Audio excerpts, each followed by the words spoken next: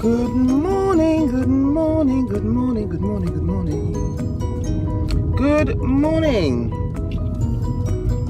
My name is Sylvia Smith of Incline Training Consultants Limited. How are you today? Today's not such a lovely day weather-wise. It's raining and forecasted to rain all day. At the moment we've got a light shower here in London, UK, and I guess we need the rain. It's been pretty unusually hot recently, so I guess we need the rain to balance things out. Nature has its way of balancing things out. I'm on my way to the gym. It's the first time I've been to the gym in a few days. Did I go on Monday? I think I went on Monday. That was the last time I went. And then I was supposed to have gone in the evening on Tuesday, but that didn't actually work out. I prioritized getting some work done in southeast London, so that didn't happen. So hey ho, I'm doing it today. I'm not traveling very far today. I've got gym session, then I've got an interview, a radio interview, then I've got to visit my friendly barber who will trim my hair, keep it neat and tidy.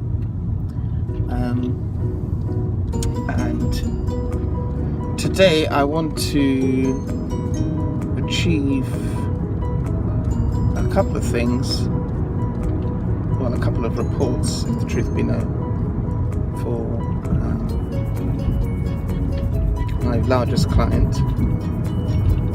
And but once I finish the interview and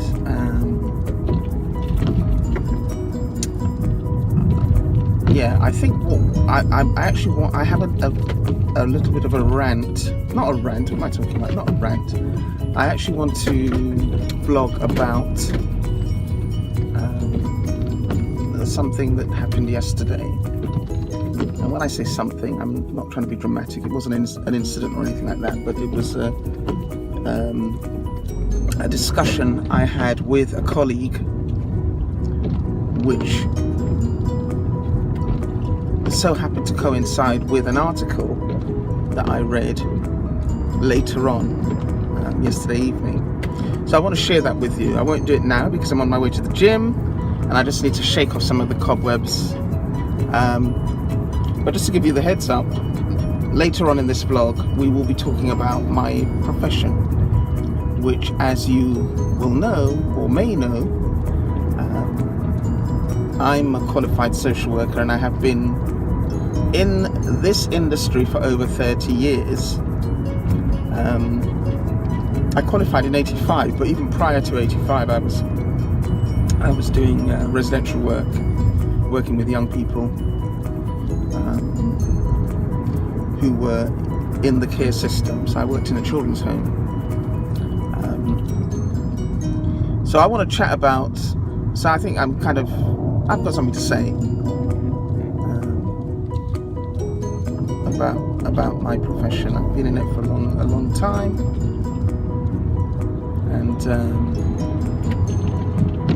I'm always thinking about how we can improve what we do, how we do it, and at the same time retain or maintain our sanity in what is essentially a very difficult job. So I won't be too long. I'm just going to do a workout in the gym, and when I come out we can have a longer chat.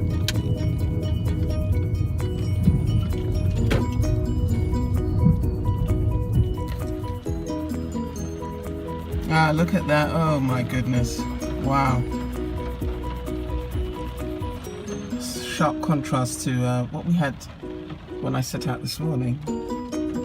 Actually, I'm in the car now, but I've just walked across from the gym. Yep, a wet day.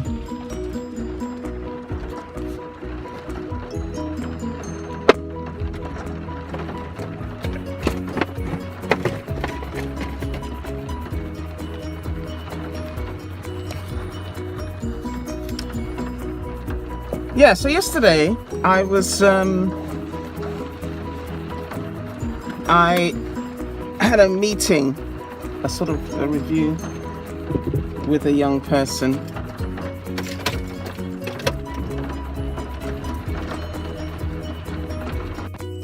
Didn't realise I turned the engine on. Anywho, as promised, I said I was going to catch up with you again after the gym. Just had a nice little workout, a bit of gentle cardio, some stretching, and yeah, feel a lot better. So yesterday, I was in discussion with a colleague of mine, an experienced social worker, who, you know, we shared some discussion about some of the problems currently being experienced in the organisation that we both work for, and we spoke about the pressure, the enormous amount of pressure that social workers are under in contemporary times to produce a lot of paperwork. There are a lot of bureaucratic processes that are used in our work. I say our work, but I think most of that pressure is on frontline social workers, who not only have to provide consistent or engage in consistent relationships with clients, families, young people, but they also have to keep on top of a lot of the paperwork that's required. A lot of which are about providing evidence of action, evidence of task completion, and to be frank, a lot of them are struggling.